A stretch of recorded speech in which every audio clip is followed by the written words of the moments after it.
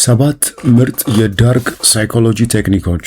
በነገራችን ላይ ይህን መጽሐፍ ሙሉውን በአማርኛ የምትፈልጉ ብቻ ከታች ባለው የቴሌግራም ሊንክ አድራሻ ልትጽፉልን ትችላላችሁ። ይህ እጅግ በጣም ጠቃሚ የሆነ ቪዲዮ ለብዙዎች ተደራሽ መሆን እንዲችል ቪዲዮውን ላይክ እና ሼር፣ ይህንን የእውቀት ቤተሰብ ደግሞ ሰብስክራይብ በማድረግ እንድትቀላቀሉ እንጋብዛችኋለሁ። የድብቁ አእምሮ ከበባ። የዳርክ ሳይኮሎጂ ቴክኒኮች ውጤታማ የሆኑት ከሳይኮሎጂያዊ ምግባራችን ጋር የሚገናኙበት መንገድ ስላለ ነው። የሰው ስነ ልቦና የተዋቀረው በሆነ መንገድ ወደ ውስጣችን ከሚገቡ እምነቶችና እሴቶች ላይ በመመስረት ነው። ለምሳሌ በሰላም የምታመን ከሆነ አእምሮ ማንኛውንም የአመፃ አስተሳሰብ ይቃወማል። በተመሳሳይ መልኩ አእምሮ በስግብግብነት ላይ ያተኮረ ከሆነ ገንዘብ ለማግኘት የማትገባበት ጉድጓድ አይኖርም። ሆኖም ከነቃው አእምሮ በታች ያለው ንዑስ አእምሮ ያልተጣሩ ነገሮችን ተቀብለው ያላንተ ፈቃድ ያስኬዳቸዋል። ለዚህ ነው የማታለል እውነተኛ ግብ የነቃውን አእምሮህን አልፎ ድብቁ አእምሮ ላይ መድረስ የሆነው። ይህ በሚሆንበት ጊዜ ሐሳቦችና እምነቶችን ተጠቅመው ሰዎች አንተን የማታለል እድላቸው በጣም ከፍተኛ ነው። በቴሌቪዥን የሚተላለፍ ማስታወቂያ እስኪሰለች ድረስ በጣም የሚደጋገምበት ምክንያት ምን ይመስላል? ምክንያቱ ይህ ነው። እስኪ አስበው። ማስታወቂያ አንድ ጊዜ ብቻ ከሰማ ያንን ማስታወቂያ የማስታወስ እድል በጣም ጠባብ ይሆናል። ሆኖም ማስታወቂያዎችን ደጋግመ ከሰማ የነቃው የአእምሮ ክፍል ነገሮችን መመርመር የሚያቆምበት ጊዜ ይመጣል። ጸብ መግጠም አቁሞ የሰማውን አርፎ ይቀበላል። ይህ የሚሆንበት ምክንያቱም መልእክቱ ወደ ድብቁ አእምሮ ሰርጎ ስለገባ ነው። እናም ማስታወቂያዎች ዕቃዎችን ስለመሸጥ ብቻ ነው ብለህ ካሰብክ ደግመ ጠይቅ። ጥሩ ማስታወቂያ ስለ አንድ ምርት ያለማቋረጥ እንድታስብ ያደርጋል። በበሩ ውስጥ እግርን ማስገባት። ይህ ዘዴ የመጣው ቤት ለቤት እየዞሩ ከሚሸጡ የሪል ስቴት ኤጀንቶች ነው። እናም ደንበኛን ለማታለል ሲፈልጉ ምክንያታዊ ያልሆነ እምቢ ሊባሉት የሚችሉትን ጥያቄ በማቅረብ ነው። አይሆንም ከተባሉ በኋላ ወዲያውኑ የሚፈልጉትን እውነተኛ ጥያቄ ያስከትላል። ሁለተኛው ጥያቄ ከመጀመሪያው ጋር ሲነጻጸር በጣም ትንሽ ስለሚመስል ደንበኛው የመስማማት እድሉ ከፍተኛ ነው። ይህ የሚሰራው ሰዎች በተፈጥሯቸው አንድ ትልቅ ነገር ውድቅ ካደረጉ በኋላ ለትንሹ ነገር መስማማታቸው ልክ የሆነ ስለሚመስላቸው፣ እንዲሁም የጥፋተኝነት ስሜትና ቅናሽ እያገኙ እንደሆነ እንዲሰማቸው ያደርጋል። በ2007 መርማሪዎች በፔንሲልቬኒያ ውስጥ የክርስቲያን አማካሪ መስሎ የሚያታልል አንድ ሰው አግኝተው ነበር። የዚህ ሰው ጥቃት ተጋላጮችም በአብዛኛው ብቻቸውን የሚኖሩ ሴቶች ነበሩ። በመጀመሪያ ጥቃቅን ውለታዎችን ይጠይቃቸዋል። ወደ ሱቅ በመኪናሽ ልትወስጂኝ ትችያለሽ? ለነዳጅ $20 ልታበድሪኝ ትችያለሽ? ሁልጊዜም ቢሆን ያወጡትን ወጪ መልሶ ይከፍላቸው ነበር። ከዚያም ትልቁን ጥያቄ ይጠይቃቸዋል። የእህቴን ሕይወት ለማዳን $5000 ያስፈልገኛል። አይ አሁን ይህን ያህል ገንዘብ የለንም ሲሉት ወዲያውኑ የደበቀውን እውነተኛ ጥያቄ ያስከትላል። ቢያንስ ኪራይ በመክፈል ልትረጅኝስ ትችያለሽ? ምናልባት $500። አብዛኞቹ ሴቶች ይስማማሉ። ስላመኑበት ሳይሆን ከገባው እምነት በኋላ እምቢ ማለት ስህተት መስሎ ስለሚሰማቸው ነው። ምክንያቱም እየገነባ የመጣው ትልቅ እምነት አለ። አንድ ተጎጂ እንዲያውም የተዘረፍኩ ያህል አልተሰማኝም ነበር፣ ፈቅጄ እንዳደረግኩት ነው የተሰማኝ ስትል ተናግራለች። በ2010 ከ40 በላይ ሴቶችን በማጭበርበር $200,000 በላይ አግኝቶ ነበር። በ2013 ጥፋተኛ ሆኖ ተፈረደበት። የዚህ ሰው ኃይሉ የመጣው ከዛቻ ሳይሆን ከስውር የስነ ልቦና ማታለል ነው። ይህ ዘዴ ከተቃራኒ አቅጣጫም ይሰራል። ትልቅ ከመጀመር ይልቅ ማጭበርበር በትንሽ ይጀምራል። ትንሽ ውለታ ይጠይቃሉ። ይህም ማንኛውም ምክንያታዊ ሰው የሚስማማው ውለታ ነው። አንዴ እሺ ከተባሉ በኋላ የጥያቄዎቹን መጠን ቀስ በቀስ ይጨምራሉ። አጭበርባሪው ከአንድ ተጎጂ የሚፈልገውን ካገኘም በኋላ ወደ አዲስ ሰው ይሸጋገራል። እንዴት እንደሚሰራ በመቀጠል እንይ። ብዙ ገንዘብ የሚፈልግ አጭበርባሪ አለ ብለህ አስብ። በቀጥታ መጠየቅ ፈጽሞ እንደማይሰራ ያውቃል። ስለዚህ በትንሽ ይጀምራል። ትንሽ ገንዘብ ይጠይቃል፣ ምንም ጉዳት የሌለው ነገር። ከዚያም ያንን ገንዘብ ይመልሳል። በኋላ ትንሽ ከፍ ያለ መጠን ይጠይቃል፣ እናም ያንንም ይመልሳል። በእያንዳንዱ ክፍያ እምነት የሚመስል ነገር ይገነባል። በመጨረሻም ተጎጂው ይህን ሰው እምቢ ማለት ካልጀመረ አጭበርባሪው እውነተኛውን ጥያቄ ያቀርባል። ብዙ ገንዘብ ይጠይቃል። ተጎጂው አንዴ ይህንን ጥያቄ ከተቀበለ በኋላ አታላዩ ሰው ገንዘቡን ይዞ ይሰወራል ወይም ይጠፋል። ይህ ዘዴም በበሩ ውስጥ እግርን ማስገባት ተብሎ ይጠራል። ትንሹ ጥያቄ ወደ ውስጥ እግሩን እያስገባ እንዲሄድ ያስችለዋል። ከገባም በኋላ በመጨረሻ ሙሉ በሙሉ ቤቱ የእርሱ ይሆናል። ሁለተኛው የውሸት ምርጫ፣ የእሺ ስብስቦች። የእሺ ስብስቦች የሚባለው ዘዴ ሌላኛው ሰው እሺ ብሎ ብቻ የሚመልሳቸው ቀላል ጥያቄዎችን በመጠየቅ ይጀምራል። እነዚህ ትናንሽ ስምምነቶች ቀላል በሆነ ሁኔታ ሌላኛውን ሰው የማሳመን ሁኔታን ይፈጥራሉ። ብዙ ጊዜ እሺ ብሎ ከመመለስ ሰውየው ለከባዱ ጥያቄ የመስማማት እድሉ ይጨምራል። ለዚህም 4 ወይም 5 ምንም ጉዳት የሌላቸው ጥያቄዎች በቂ ናቸው። አንድ ምሳሌ ነው።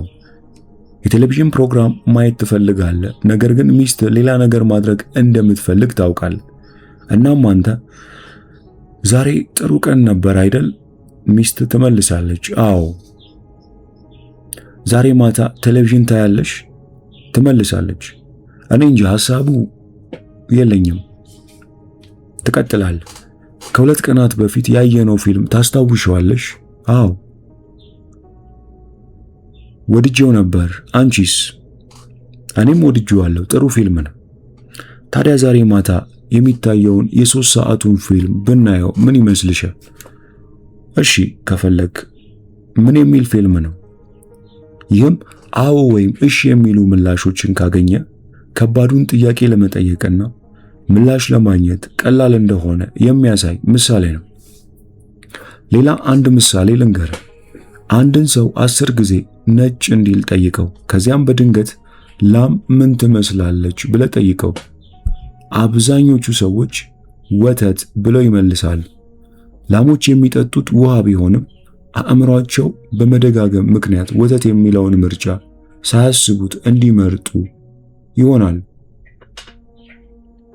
ከእሺ ስብሰባ በስተጀርባ ያለው ሐሳብ ቀላል ነው። ከቀላል የእሺታ ወይም የአዎ ጥያቄ ትነሳለህ። እነዚህም እሺታዎች የአእምሮ ስምምነት ንድፍ ይፈጥራሉ።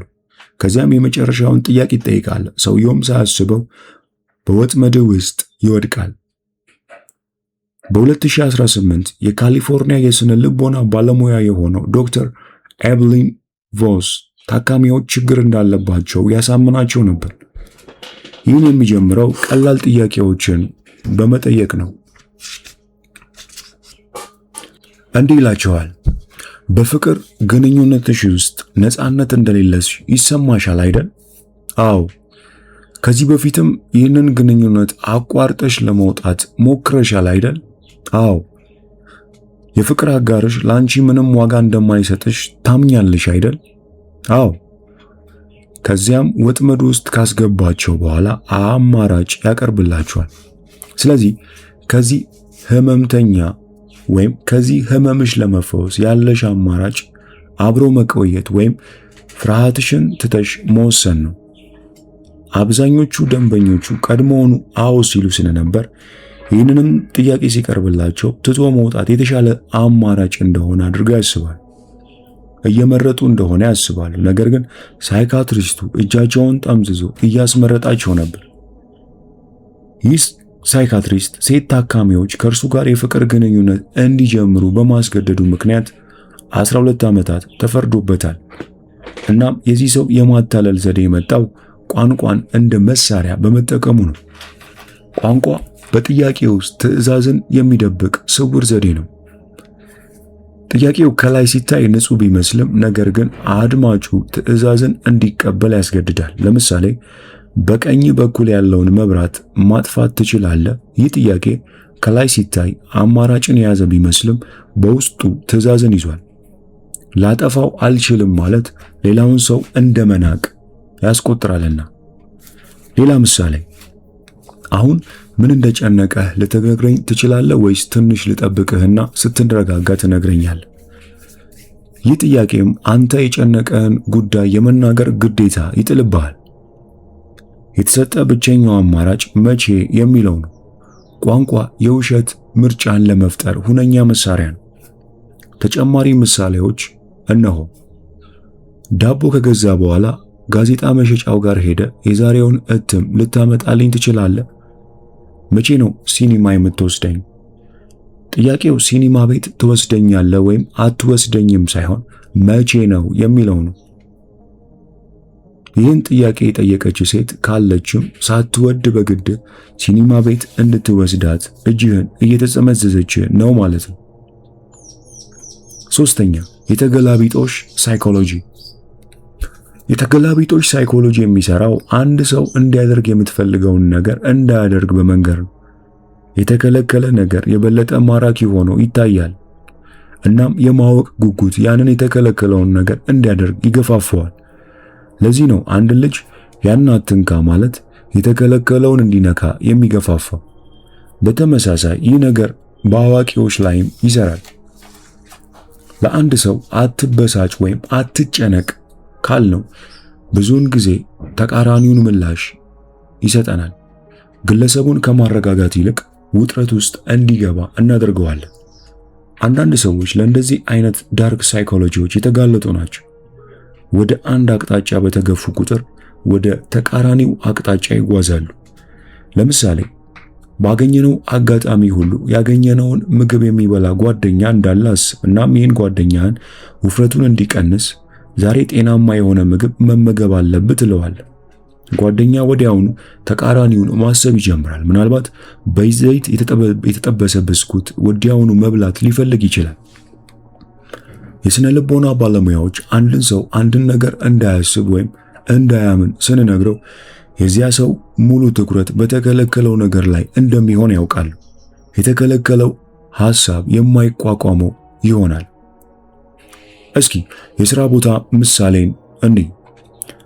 ሰራተኞች ከተለመደው የሥራ ሰዓት በላይ እንዲሰሩ ከፈለግ ግን ማንም ሰው ከሥራ ሰዓቱ በላይ መስራቱን አይፈልግም። ምንም ያህል ገንዘብ ቢቀርብላቸው ብዙዎቹ እረፍታቸውን ይፈልጋሉ። እናም ከዚህ ተቃራኒውን ታደርጋለህ። ተጨማሪ ሰዓት መስራት ክልክል ነው የሚል ሕግ ታወጣለህ። ተጨማሪ ሰዓት ካሁን በኋላ እንደማይፈቀድ፣ ተጨማሪ ሰዓት መስራት ሰራተኞችን ድካሙ ስለሚከት የድርጅቱን ምርታማነት እንደሚቀንስ ታውጃለህ። ተጨማሪ ፈረቃዎችን ለመሸፈን ጊዜያዊ ሰራተኞችን ትቀጥራለህ። በድንገት መደበኛ ሰራተኞች ስጋት ይሰማቸዋል። የውጭ ሰዎች ሰዓታቸውን ምናልባትም ስራቸውን እየወሰዱ እንደሆነ ያስባሉ። ብዙም ሳይቆይ ተጨማሪ ሰዓት የመስራት መብት መጠየቅ ይጀምራሉ። በ19ኛው ክፍለ ዘመን ፈረንሳይ ውስጥ የድንች ምርት ከመብዛቱ የተነሳ የእንስሳት መኖ ተደርጎ ይቆጠር ነበር። ገበሬዎች ድንች ለመብላት ፈቃደኛ አልነበሩም። የንጉሥ ሉዊስ 16ኛ የግብርና ሚኒስትር የሆነው ይህን የሕዝብን አስተሳሰብ መቀየር ነበረበት። ነገር ግን ሰዎችን ማስገደድ እንደማይሰራ ያውቅ ነበር። ስለዚህ የተገላቢጦሽ ሳይኮሎጂን ተጠቀመ። ድንች ለሕዝብ የተከለከለ መሆኑን አወጀ። በፓሪስ ውስጥም ከድንች የተዘጋጁ ምግቦች ለታላላቅ ከበርቴዎች ቀረቡ። የድንች ማሳዎች ዙሪያ ጠባቂዎችን አስቀመጠ። ድንችን ለንጉሳዊ ቤተሰብ እንደ የቅንጦት ምግብ ስጦታ ተደርጎ ቀረበላቸው። ከዚያስ ምን ተከሰተ? የፓሪስ ነዋሪዎች በሌሊት እየተደበቁ ወደ እርሻዎች ሾልከው በመግባት ድንች መስረቅ ጀመሩ። የተከለከለው አትክልት በድንገት ተፈላጊ ሆነ። በ10 ዓመታት ውስጥ ድንች ከእንስሳ ምግብ ወደ በጣም ተፈላጊ ምግብነት አደገ። ይህም የሆነው የፓሪስ ሕዝብ ብላ ተብሎ አዋጅ ስለተነገረው ሳይሆን አትብላ ተብሎ ስለተከለከለ ነው። የተገላቢጦሽ ስነ ሳይኮሎጂ አእምሮን አያታልልም። በተፈጥሯችን ያለውን የመቃወም ባህሪን ይጠቀማል እንጂ። አንድ ነገር በተከለከለ ቁጥር ወደዛ የመሳብ ሁኔታችን የበለጠ ኃይለኛ ይሆናል። አንድ ነገር እንዳናደርግ ማስጠንቀቂያ በተሰጠን ቁጥር የማወቅ ጉጉታችን በዚያው ልክ ይጨምራል እና አታድርግ፣ አይቻልም በሚሉ መከልከሎች ውስጥ ሰዎች የምንፈልገውን እንዲፈጽሙ ማስገደድ እንችላለን። አራተኛ፣ ስለዚህ ነገር ማሰብ አቁም። አሉታዊ የተደበቁ ትዕዛዞች። አሉታዊ የተደበቁ ትዕዛዞች ከላይ ካየነው ከተገላቢጦሽ ሳይኮሎጂካል ይመሳሰላል። ነገር ግን በቀጥታ የሚነገር ሳይሆን በቃላት ተደብቆ የሚነገር ነው። ይህ የሚሰራው ድብቁ አእምሯችን አይደለም የሚለውን ቃል ስለማይረዳ ነው። ለምሳሌ ማርቆስ ደደብ ተማሪ አይደለም የሚለውን አረፍተ ነገር ስንሰማ ወዲያውኑ በውስጣችን ማርቆስ ሰነፍ ተማሪ ነው የሚለውን ምስል እንስላለን። አእምሯችን አይደለም ለሚለው ቃል ምስልን መፍጠር አይችልም። ለዚህ ነው አሉታዊነት ብዙውን ጊዜ ከታሰበው ተቃራኒውን ውጤት የሚያስከትለው። ይህንን ለመረዳት ምሳሌዎችን እንመልከት። አንደኛ፣ ስለ አረንጓዴ ዝሆን አታስብ። ምናልባት ይህን አረፍተ ነገር እንዳታደርገው ቢነግርህም አረንጓዴ ዝሆንን በአእምሮ ውስጥ ታስባለህ። ይህን ለመረዳት ድብቁ አእምሮ ምስልን መሳል ነበረበት። ሁለተኛ፣ ስለ ቢጫ ሎሚ አታስብ። ደማቅ የሆነ ቢጫ ቀለሙን አታስብ። ጠንካራ ሽታውን አታስብ። ቆርጠህ ሆምጣጤ ጣዕሙን ስትቀምስ አታስብ። እንደ አብዛኛው ሰው ከሆንክ ማሰብ ብቻ ሳይሆን ምራቅህንም ውጤ ይሆናል።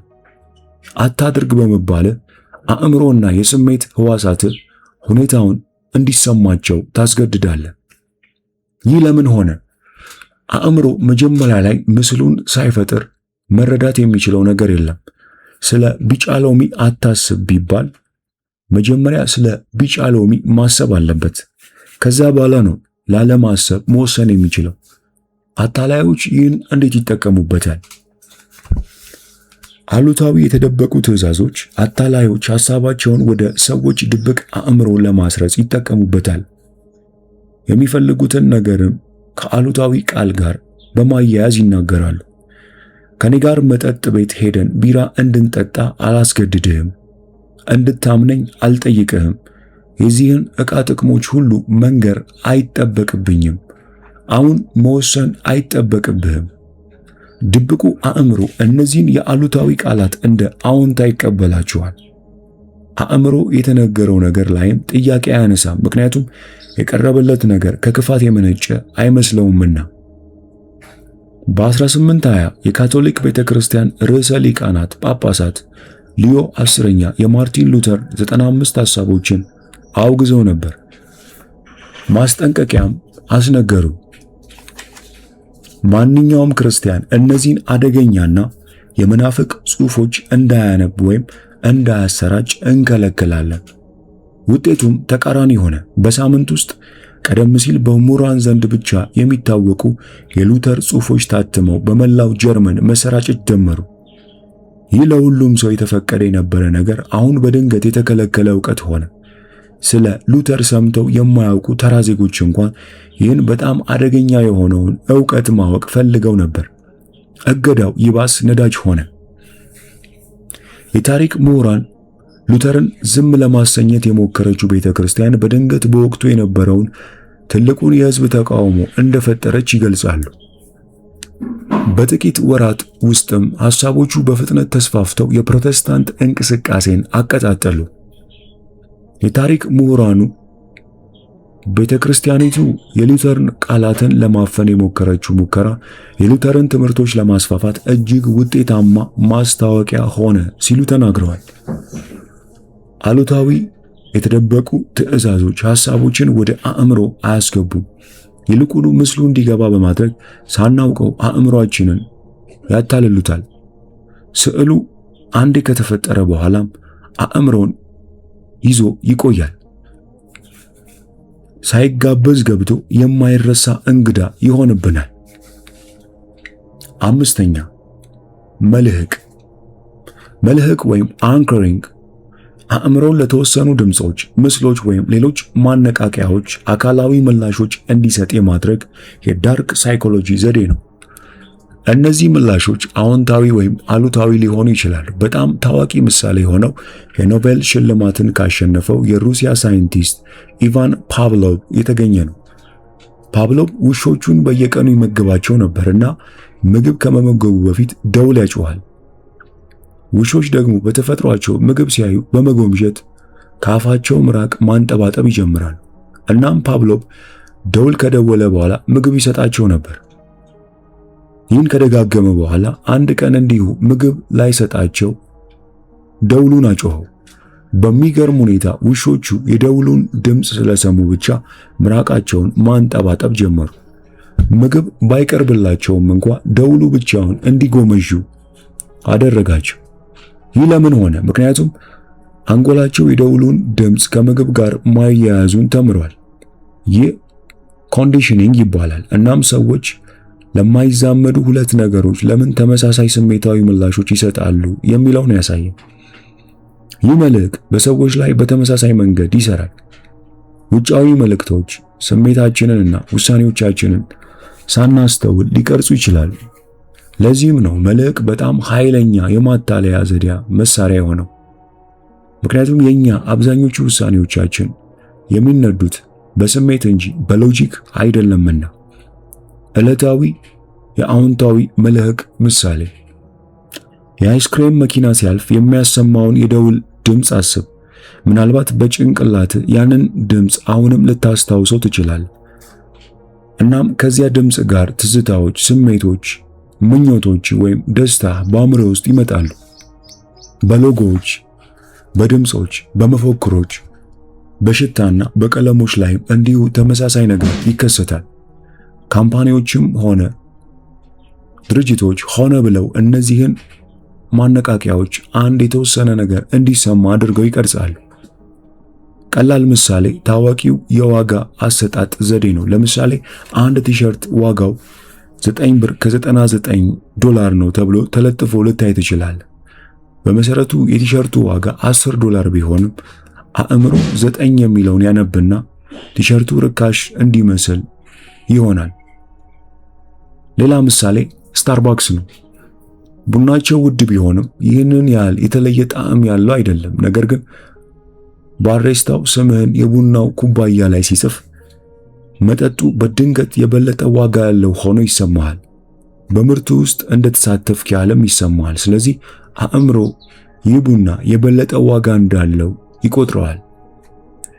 ችሎታ ያላቸው አታላዮችም ያለማቋረጥ መልህቅን ይጠቀማሉ። በተለይም አንተ ገንዘብ እንድታወጣ ሲፈልጉ። የመልህቅ ውጤት ምንድን ነው? የመልህቅ ተጽዕኖ ያለው በተቀበልነው የመጀመሪያ መረጃ ላይ ከመጠን በላይ በመታመናችን ላይ ነው። ይህ የመጀመሪያ ቁጥር ወይም ሐሳብ ልክ መልህቅ መርከብን እንደሚይዝ የኛንም አእምሮ በመያዝ መልህቅ ይሆናል። እናም ሌላ ማንኛውንም አዲስ ነገር ከዚህ መልህቅ ጋር አነጻጽረን ነው የምንገመገመው። ለምሳሌ አንድን ምርት ስትገዛ የምታየው የመጀመሪያው ዋጋ መልህቅን ያስቀምጣል። ከዚያ የመጀመሪያ ዋጋ በታች የሆነ ማንኛውም ነገር ርካሽ መስሎ ይሰማሃል። የኖቤል ሽልማት አሸናፊ የሆነው የሥነ ልቦና ባለሙያ ዳንኤል ካህማን በድርድር ውስጥ አስቀድሞ መናገር ትልቅ ጥቅም እንደሚያሰጥ ይናገራል። የምታቀርበው የመጀመሪያው ቁጥር ሁሉንም ዋጋዎች ለመወሰን እንደ መልህቅ ይሆናል። ይህም ተደራዳሪ ከተናገረ በኋላ መናገር አለብህ ከሚለው የተለመደ አባባል ጋር ይቃረናል።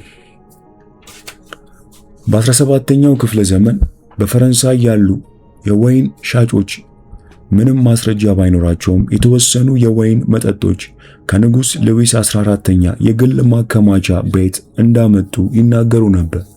የንጉሡ ስም ከምርታቸው ጋር ማገናኘቱ ብቻ ወይኑን የቅንጦትና የክብር አደረገው። ይህም የቅንጦት ወይን መልህቅን ፈጠረ። ገዢዎች ይህን ሲሰሙ ለተራው ወይን ከ10 እጥፍ በላይ መክፈል ጀመሩ። በ1688 የነበረ ጸሐፊ ሴንት ሲሞን እንዲህ ሲል ተናግሮ ነበር። ሰዎች ከወይኑ ጣዕም ይልቅ ለንጉሱ ስም ይከፍሉ ነበር። በመጨረሻም የፈረንሳይ መንግስት በወይን መለያዎች ላይ የንጉሳዊ ስሞችን መጠቀምን አገደ። ወይኑ መጥፎ ስለነበር ሳይሆን መልህቁ በጣም ኃይለኛና አሳሳች ስለነበር እንጂ። መልህቅ አንተን በቀጥታ አያሳምንህም። ሆኖም ምርጫ ከማድረግ በፊት እውነታውን የምታይበትን መንገድ ይቀይርብሃል። 6ኛ የሰውን ጉድ ይዞ እጅን መጠምዘዝ። ብላክሜል የሚከሰተው አንድ ሰው ቢጋለጥ ሊጎዳ የሚችል መረጃን ሲይዝበትና ያንን መረጃ እሱን ለመቆጣጠር ሲጠቀምበት ነው። ተጎጂው ሚስጥሩ ቢወጣበት የሚመጣበትን ውጤት ስለሚፈራ ብዙውን ጊዜ ሚስጥሩን ይዞ የሚያስፈራራውን ሰው ከመታዘዝ ውጭ ሌላ አማራጭ እንደሌለው ይሰማል። ይህ ተጎጂው ደጋግሞ የሚጠቃበት ወጥመድ ይፈጥራል። ብላክሜል ከጥንታዊ የዳርክ ሳይኮሎጂ መሳሪያዎች አንዱ ነው። በፊልሞች ውስጥ ያለማቋረጥ እናገኘዋለን። አንድ ሰውም ሌላን ሰው የፈለገውን እንዲያደርግ ሚስጥርህን አወጣለሁ ብሎ ያስፈራረዋል። ይህን ዳርክ ሳይኮሎጂ የሚጠቀም ሰው ግብም ሁልጊዜ አንድ ነው፣ ከተጎጂው የሆነ ነገር ማግኘት። አካላዊ ጥቃት ማድረስ አያስፈልገውም። ተጠቂው የመጋለጥ ስጋት ካለበት በቂ ነው። ተጎጂው ከተቃወመም ሚስጥሩ ሲጋለጥና አደጋ ላይ ሊወድቅ ይችላልና ወጥመድ ውስጥ ይቆያል። በብላክሜልና በማስፈራራት መካከል ያለውን ልዩነት መረዳት አስፈላጊ ነው። ማስፈራራት የተመሰረተው የምንፈልገውን ነገር ካላገኘን አካላዊ ጉዳት እንደምናደርስ በማስፈራራት ላይ ይመሰረታል። ብላክሜል የተመሰረተው በግል ሚስጥራዊ መረጃ ላይ ነው። ማስፈራራት ውስጥ ሚስጥራዊ ዕውቀት አያስፈልገውም። የአመፃ ወይም የቅጣት ማስፈራሪያ ብቻ በቂ ነው። በሌላ በኩል ደግሞ ብላክሜል ውርደትን፣ የጥፋተኝነት ስሜትን ወይም የክብር መጥፋትን ይይዛል። በሥራ ቦታ ላይ ብላክሜል እጅግ የተለመደ ነው። ነገር ግን ይህን የዳርክ ሳይኮሎጂ የሚጠቀሙ ሰዎች እንደ ክፉ ስለሚታዩ ብልሃትን ለመጠቀም ይሞክራሉ። ማንነታቸውን ደብቀው የሌላን ሰው ሚስጥር ለማውጣት ቢሞክሩም ይህ መንገድ በጣም ውጤታማ አይደለም። ተጠቂው ብዙውን ጊዜ እውነተኛ ፍርሃት እንዲሰማው የሚያስፈራራው ሰው ማን እንደሆነ በትክክል ማወቅ አለበት። በ1931 በኦሃዮ ገጠር ውስጥ የምትገኝ የተከበረች መነኩሴና የትምህርት ቤት ርዕሰ መምህር የሆነች እህት ሜሪ ካትሪን በአሜሪካ የሃይማኖት ታሪክ ውስጥ በጣም አስጨናቂ ከሆኑ የብላክሜል ጉዳዮች በአንዱ ኢላማ ሆነች። በአካባቢዋ ያለ ቄስ የግል ኑዛዜዋን በድብቅ ቀርጾ አስቀርቷል። በዚህ ጊዜም ከዓመታት በፊት ስለነበራት የፍቅር ግንኙነት ተናዛ ነበር። ይህም የሆነው ገዳሙን ከመልቀቋ ከረዥም ዓመት በፊት ነበር። ኑዛዜዋን በድብቅ ከቀረጸ በኋላ ወዲያውኑ አላስፈራራትም። በምትኩ እርሱ ላለበት ደብር ልገሳ በመጠየቅ ጀመረ። ካልሆነ የተቀዳውን ድምጿን እንደሚለቀው አስፈራራት።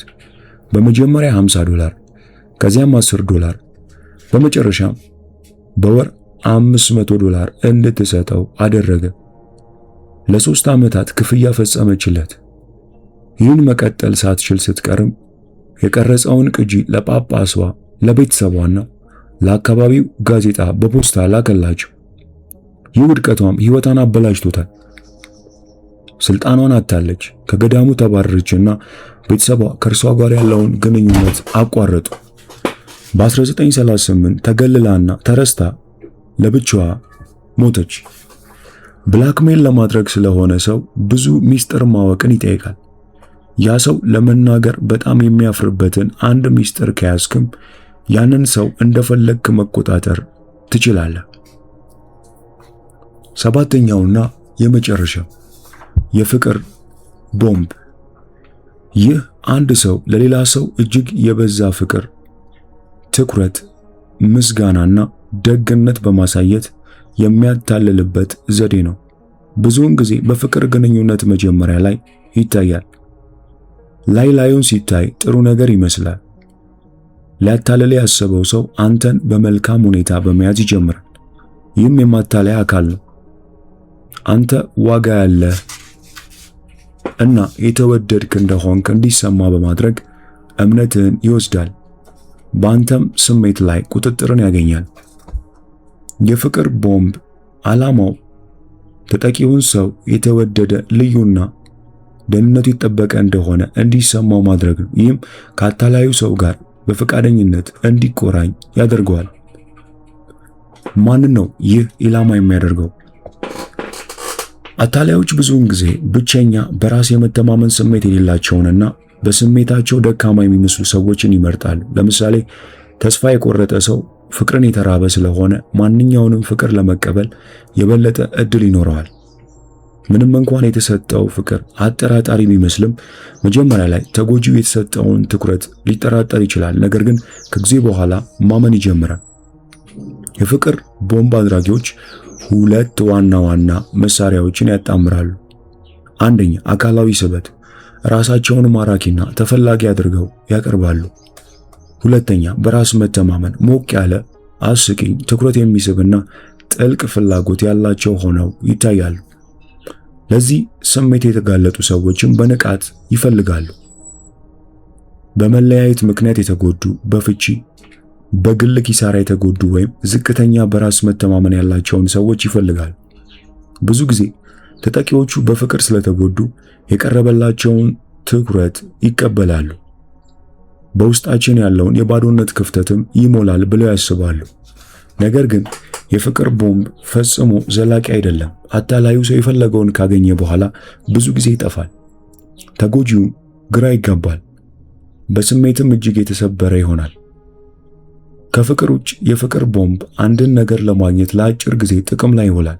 የተከለከለ ቦታ ላይ ለመግባት እንግዳ ተቀባዩን ማሽኮርመም፣ የሥራ ባልደረባን እርዳታ ለማግኘት በሥራ ላይ እገዛ ማድረግ፣ ከነሱ የሆነ ነገር ሲፈልጉ ብቻ ለአንድ ሰው ከልክ በላይ ደግ መሆን።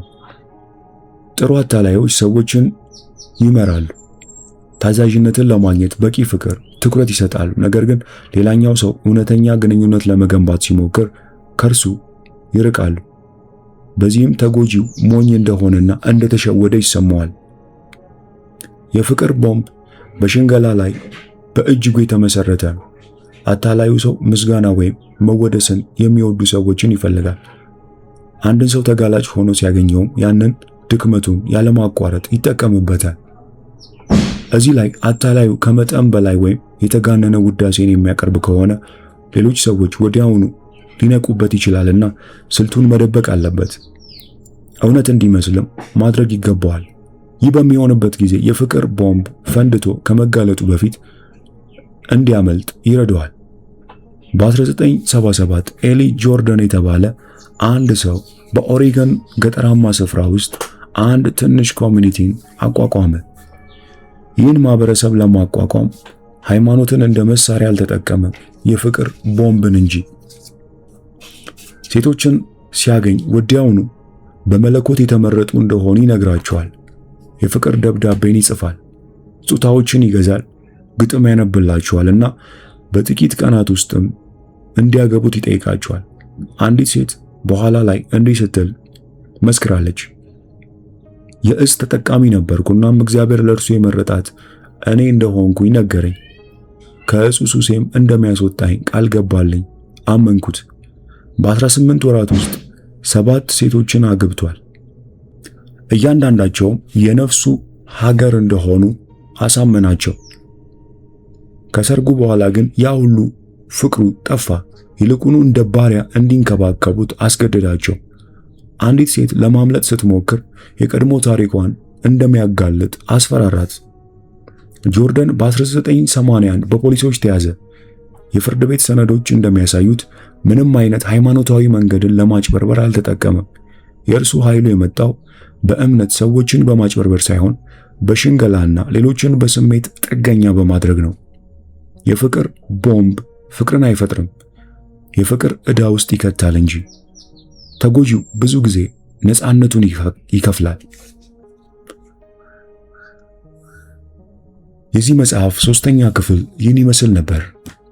መጽሐፉን ሙሉውን በአማርኛ የምትፈልጉ ብቻ ከታች ባለው የቴሌግራም ሊንክ አድራሻ ጻፉልን። ያላችሁበት ድረስ ከኢትዮጵያ ውጭ ኢትዮጵያ ውስጥም እንልካለን።